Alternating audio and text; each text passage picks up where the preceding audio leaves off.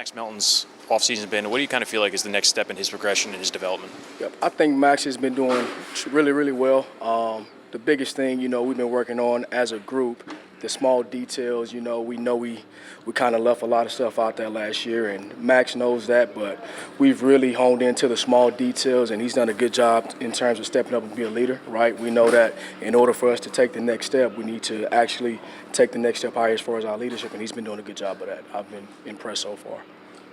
Why is, with spring practice being like right in the middle of the offseason through the end of last season and all that, getting this group back at this point in their development, how is that so valuable for you as a positions coach and just for the staff as a whole? Yeah, it's good. I mean, especially just what we do schematically. We feel that we have the personnel we need to do what we need to do. Now it's just for us as a staff just coming up with, what are the things we need to do to put them in position to actually go out there and execute a little bit better. But I think this is a really good group. I love the energy. They're really focused and locked in. And obviously I love, as you guys see, it's a lot of energy out here.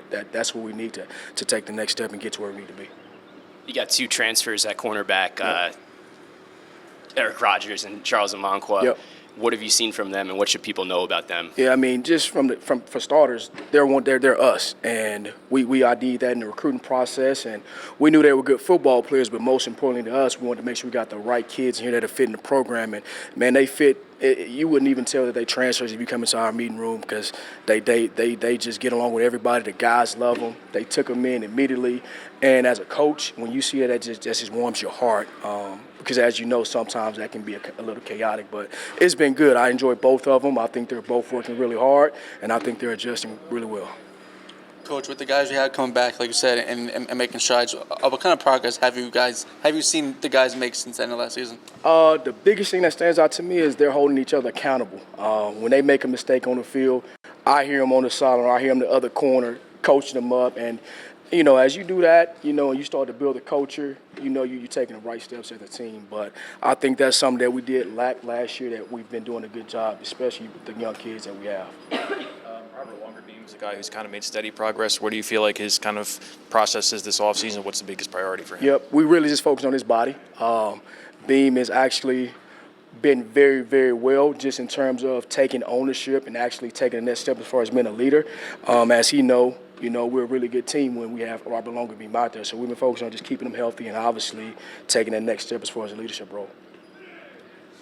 And then, when you talk about these guys that, came into the program as young guys, now, in the case of Longerbeam, becoming more and more of a leader through spring practice, you get into the season, what does that process look like for a player to sort of assume that role? Yeah, well, to be honest with you, it starts with the coach. We can't just say, hey, man, you got to be a lead. The thing is, you got to show them how to lead. So we've been doing that just collectively as a staff. How do we let the leaders emerge? But one, we got to teach them how to lead. And I think Beam is one of the guys that kind of grasped that concept and just took it and ran with it. Secondary was kind of a strength of this team last year. What's the next step for, the secondary as a whole? Yeah, well, we got to just play together, just play in sync.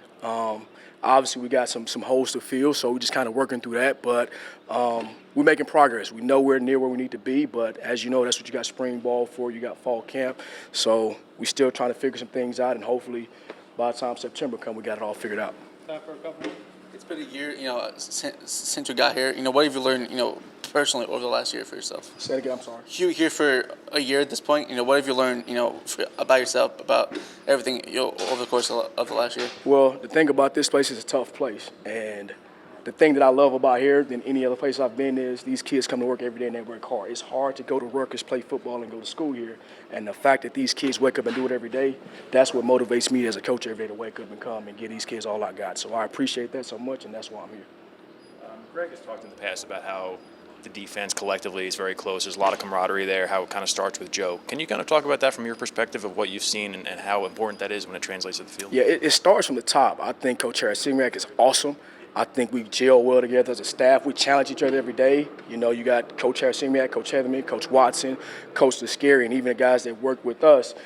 It's a very unique group. It's rare to find, and when you get that and you can hold on to that, you know that you're taking the next steps as a program. We've been in that thing burning up just like it's the season because that's how much we want to put these kids in position to go out there and be able to execute. We still have a lot of work to do, but I wouldn't want to do it with any other staff than the guys I'm with now. And how valuable is having that continuity with a lot of those key positions on the defensive side of the ball from the coaching side? it's big because, as you know, we see things differently, and when we all put our thoughts and ideas together, right, at the end of the day, we come up with one decision. We're vertically aligned, and that's what I appreciate the most. Because we might not all agree, but we know if it's the best situation for the team and for these kids, we're going to do it no matter what. And that's what I appreciate about those guys.